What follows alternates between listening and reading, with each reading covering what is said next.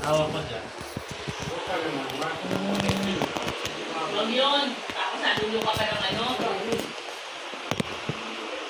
Ano, government ang Canada.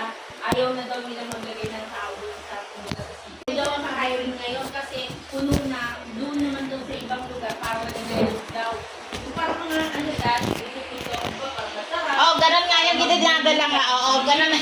Yun yung sinasabi kong inaano, At saka ano, mas mabilis daw doon ang residency kasi nga walang ganong tao doon. Yun ang puntahan mo, Mark. Ayaw mo sa agency. One time. Pag-leave ako. Ah! Nandiyan na?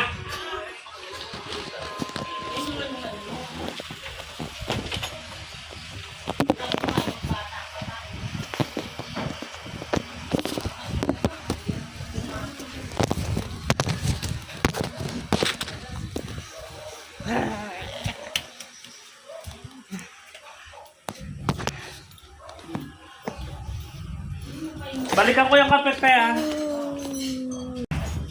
Saksak ko yung ano doon.